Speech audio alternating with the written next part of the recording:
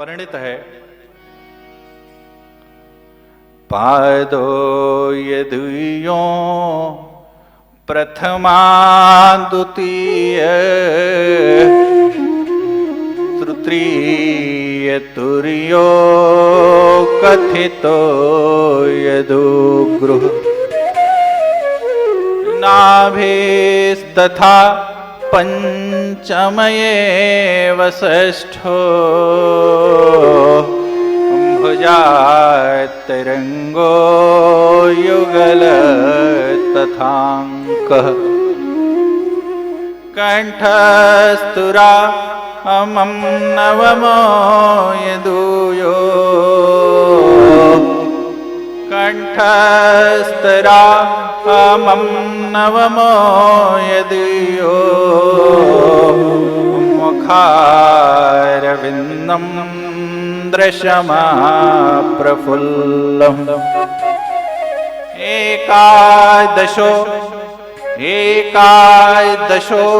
यस्य ललाटपट्टम् शेरो तद्वादश एवं भाति पादो यदुयो प्रथमा द्वितीय। जो प्रथम स्कंद है वो प्रभु के दोनों चरण हैं। भगवान श्री कृष्ण के श्रीमद् भागवत में जो प्रथम स्कंद है वो क्या है? प्रभु के दोनों चरण हैं।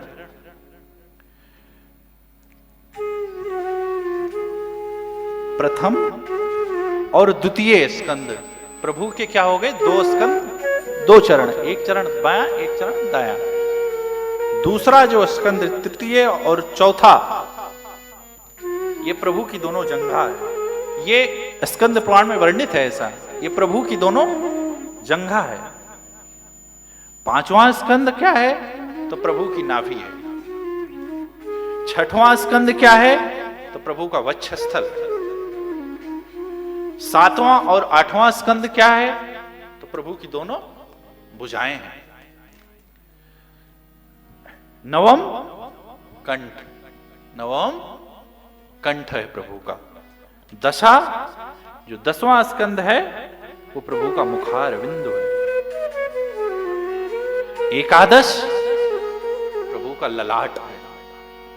ये श्रीमद् भागवत मेरे, जब आप श्रीमद् भागवत या मानस का यदि अध्ययन करते हैं, पठन करते हैं, पाठन करते हैं, चिंतन करते हैं, मनन करते हैं, यजन करते हैं, कुछ भी करते हैं, तो आप ये समझिए कि साक्षात प्रभु का आप, प्रभु के निज स्वरूपों का आप चिंतन कर रहे हैं, मनन कर रहे हैं, ध्यान कर रहे हैं।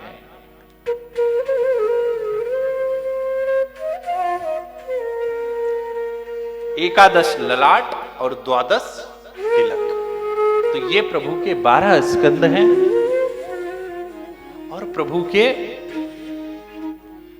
श्रीमद् भागवत के 12 स्कंद हैं और प्रभु के विभिन्न विभिन्न श्री चरण हैं, श्री अंग का हिस्सा है।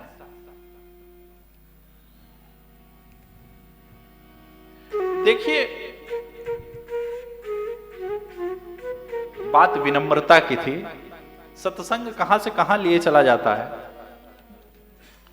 आप कभी विचार कीजिएगा कि राम मानस में ही देखिए, हम आप जो भी गाएंगे इसका युवा आध्यात्मिक संवाद, क्योंकि युवाओं को यदि देखिए, आप कितने भी मेंटोर के पास चले जाइए, आप कहिए कि मुझे पॉजिटिविटी चाहिए, पॉजिटिविटी, भाई बिना पेड़ के, पेड़ कहां तक, गमले में कितना, गमले का जो वृक्ष होता है उसकी एक सीमा है, लेकिन जब वो जड़ स्वरूप पकड़, अंदर से पृथ्वी जड़ पकड़ लेती है तो क्या होता है, वो बृहद हो जाता है, अनंत हो जाता है, असीमित हो जाता है। वैसे है सत्संग संस्कार। यदि हमारा, हम आप ग्रंथों को, पंथों को अपने से पकड़ लिए, अपने को, अपने जीवन को पकड़ा दिए, अपने जीवन की डोर प्रभु के श्री चरणों में निवेदित कर दिए, हमारा आपका कल्याण सुनिश्चित है। सुखदेव जी महाराज कहते हैं कि विपत्ति नहीं व विपदम, हमारे आपके पास कोई विपत्ति ही नहीं है। ये जुकाम बुखार खांसी व्यापार में नुकसान हो जाए, इसको विपत्ति कहते ही नहीं। तो विपत्ति कहते किससे हैं? अंत में नारायण स्मृति।